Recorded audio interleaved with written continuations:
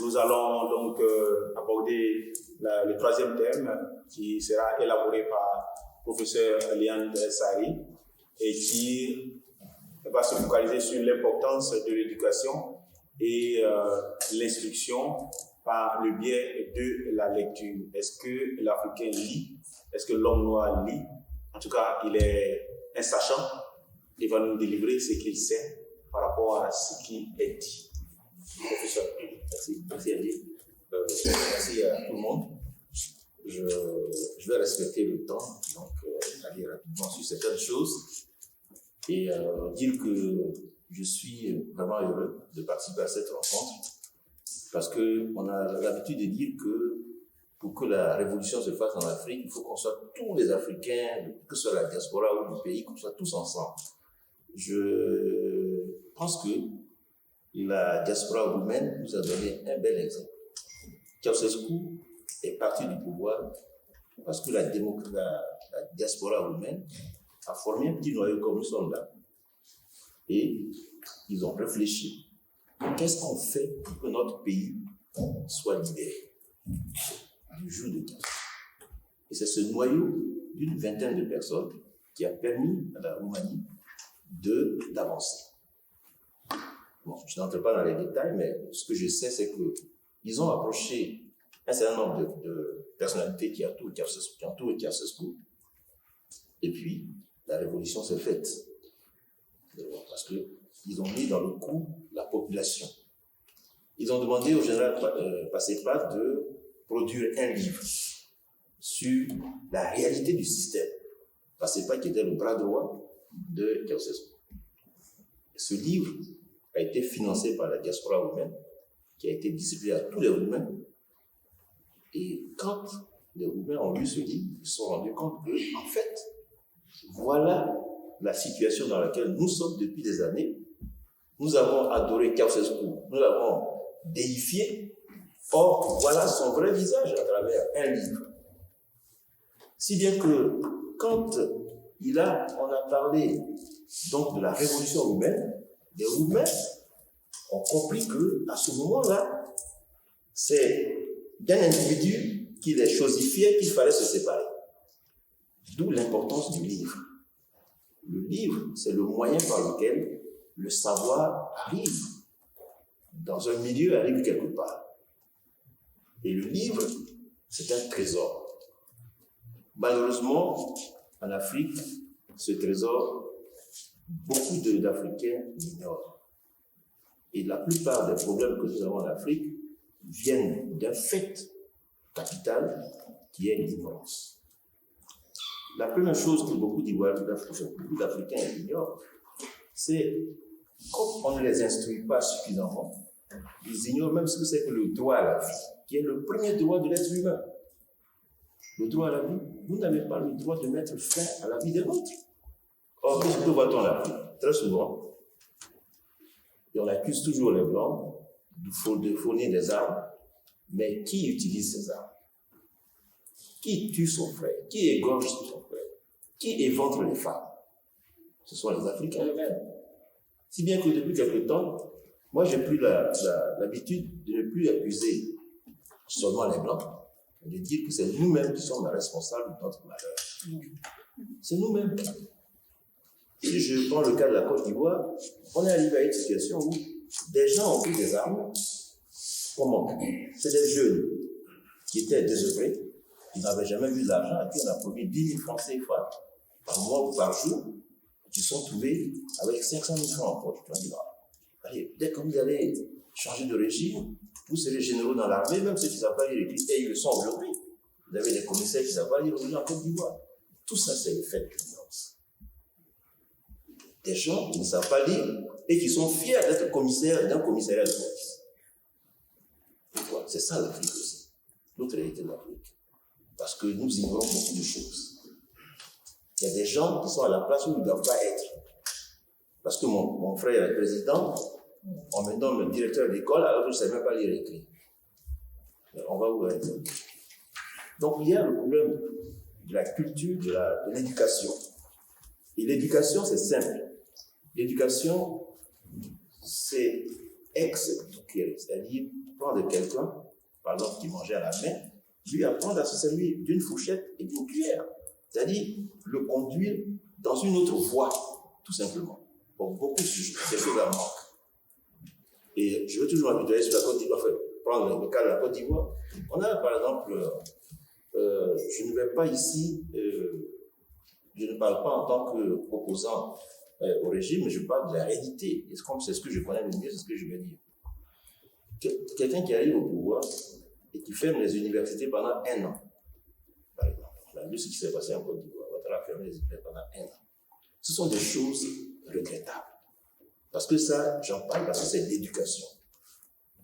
On a tué, pendant 1 an, on a frustré toute une jeunesse. Or, c'est ça aussi l'avenir de l'Afrique. Pas seulement de la Côte d'Ivoire, mais de l'Afrique. Alors, je vais, concernant la lecture,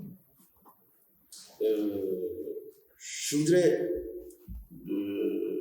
évoquer ici quelques défauts ou vices que ceux qui ne lisent pas cumulent et cultivent chaque jour. Et j'ai écrit un livre qui s'appelle « Lettres ouvertes aux Noirs qui ne lisent pas ».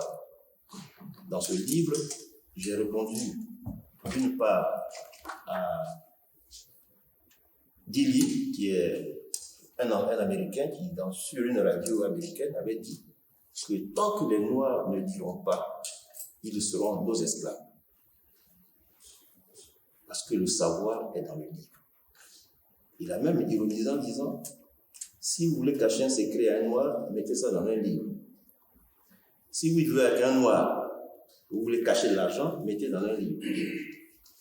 Parce qu'il ne va pas ouvrir le livre pour savoir ce qu'il y a dedans. Donc, gardez votre argent dans les livres. Les Africains ne doivent pas. Beaucoup d'Africains ont pris ça comme une foutaise. Mais moi, j'ai dit c'est un peu la réalité de ce que nous vivons. Et quand on ne lit pas, premièrement, le premier vice avec lequel on vit chaque jour, c'est l'ignorance. On ignore beaucoup de choses. On ignore même sa propre vie. On ignore certaines choses. Le deuxième vice que l'on cultive, c'est la naïveté.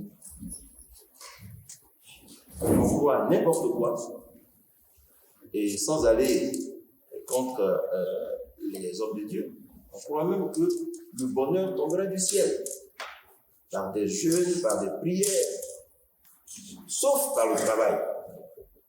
Alors on attend les miracles. On attend les miracles. Et l'Afrique s'enfonce. Peut-être reviendrai pendant le débat sur ces choses-là. Autre chose qu'on cultive, c'est l'ennui. Comme on ne sait pas comment meubler le temps, on s'ennuie, et quand on s'ennuie, quelquefois on prend le téléphone, des Africains, la plupart du temps, 2 heures, 3 heures au téléphone à raconter n'importe quoi. Où est le pilon, où est le mortier? Des heures et des heures. Et ma petite sœur, elle a mangé, elle n'a pas mangé, des choses qui n'ont rien, des imbécilités quelquefois. Parce qu'on s'ennuie, on ne sait pas meubler le temps, on ne sait pas utiliser le temps. Autre chose que l'on cultive, tout à l'heure, madame l'a dit, la violence qui est aujourd'hui cultivée par la police, qui est alimentée, comme elle a dit, par la police. La violence. Regardez dans les quartiers où il y a le plus de violence.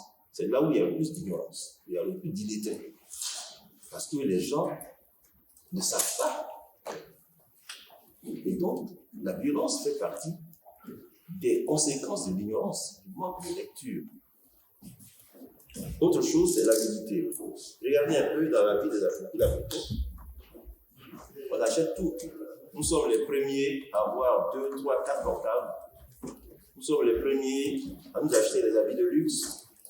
Nous sommes les premiers à être dans les salons de coiffure, des produits de beauté. Voilà des choses dans lesquelles nous engloutissons l'argent que péniblement nous gagnons. Nous ne savons pas utiliser l'argent que nous gagnons.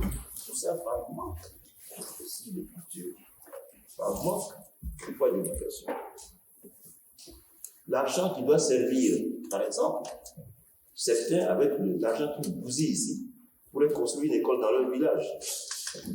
Avec l'argent que nous bousillons ici, dans des choses inutiles, quelquefois futiles, nous pouvons aider certains villages à évoluer. On peut financer des projets dans les villages. Mais ce n'est pas ce qui se passe. Autre chose générée par l'ignorance et le manque de culture, c'est aussi l'égoïsme. Et la plupart du temps, quand nous, les Africains, nous rencontrons dans les forums comme ça, chacun veut prouver qu'il est le plus cultivé, qu'il a des diplômes. Voilà, comment tu t'appelles?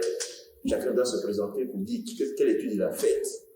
Et puis souvent même, la plupart d'entre nous, dans ces forums, chacun veut montrer que c'est lui le patron de la communauté africaine. Et souvent, nous sommes dans certains forums aussi pour amener les Africains à être exploités par des organismes qui nous font croire que c'est des moyens pour s'enrichir, que c'est des moyens pour réussir, c'est des moyens pour être des chefs, c'est des moyens pour être des sorciers, comme la franc-maçonnerie. Et nous qui avons été à l'école, qui avons le devoir de retourner l'ascenseur à nos parents, c'est nous qui sommes les premiers à les exploiter. Ceux qui ont fait des études en Europe et qui retournent au pays sont les pires ministres quelquefois que ceux qui nous sont restés vraiment au pays. Tout cela par manque d'éducation et par manque de conscience surtout. Aujourd'hui, à mon avis, le problème de l'Afrique, c'est un déficit moral. Un déficit moral lié au fait du manque d'éducation. Et moi, j'ai très mal parce que je suis enseignant d'abord. Et quand je vois que beaucoup de choses peuvent être étudiées et ne le sont pas, ou peuvent être enseignées et ne le sont pas, ça fait mal. Je vais terminer. En Côte d'Ivoire, nous avons eu, au-delà de tout ce qu'on peut reprocher à Kourouani, d'avoir initié dans les années 60 et 70 des cours d'adultes. C'est-à-dire dans les villages, quand les enseignants finissaient avec les enfants, le soir, ils prenaient nos parents et les enseignaient. Et que les gens sachent, au moins quand ils vont vendre leur café, sachent lire le temps, les kilos, le prix et tout ça. Ce sont des initiatives qui sont mortes après. Pour quelle raison, je ne sais pas. Mais voilà des choses qu'on peut faire. Que nous-mêmes, nous pouvons aider à faire dans nos villages, dans nos familles. Mais malheureusement, on a souvent beaucoup d'autres préoccupations que ces choses-là. Donc, alors, je termine par parler donc des bienfaits de la lecture. La lecture, c'est la chose par laquelle on apprend de nouveaux mots, on acquiert de nouvelles idées, on ouvre son esprit, sa vision du monde. La lecture, c'est aussi ce par quoi nous sommes influencés par d'autres civilisations, d'autres cultures. Et il ne s'agit pas seulement donc d'aller de l'école. L'instruction peut s'acquérir par tous les moyens et à tous les âges. C'est dommage que nous qui avons eu l'opportunité, madame l'a dit tout à l'heure, qui avons eu l'opportunité d'être ici, elle a bien dit, instruisons-nous s'il vous plaît, instruisons-nous, profitons des structures qui nous sont, ce que nous pouvons, des structures dont nous ne pouvons pas bénéficier en Afrique, nous les avons ici. Qu'est-ce qu'on voit la plupart des Africains? Ils sont dans les amusements, des heures et des heures dans les veillées funèbres, des heures dans les mariages, des heures dans les cultes, etc., etc. Nous perdons du temps à des choses inutiles. Donc, sachons profiter du temps, sachons profiter des opportunités qui nous sont données. Et on me fait signe que je ne dois pas continuer et je dois arrêter. Donc voilà, chers amis, chers sœurs, chers frères, quelques mots que je voulais partager. Je voulais simplement que nous mettions la lecture au centre de nos activités.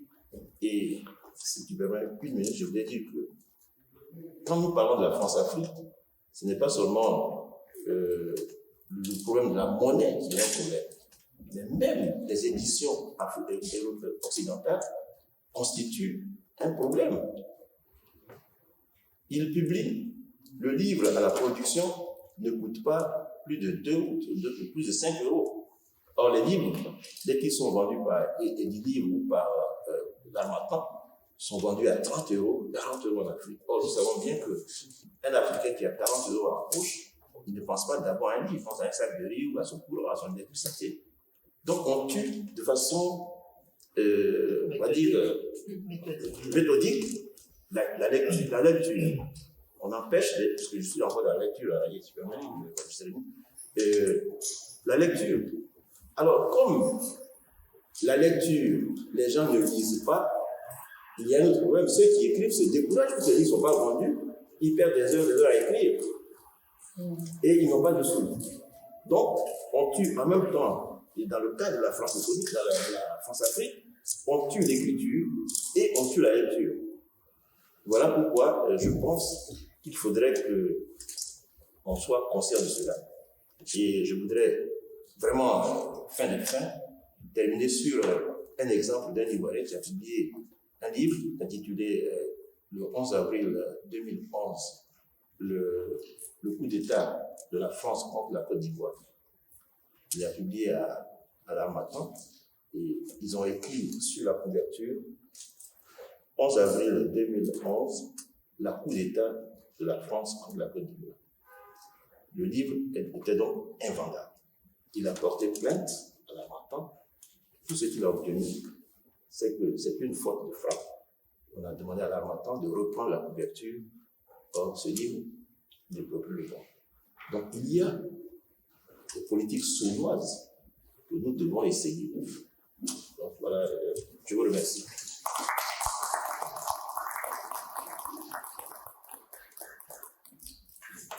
Alors, comme l'a dit le professeur Léane Saïri, le manque de lecture développe l'ennui.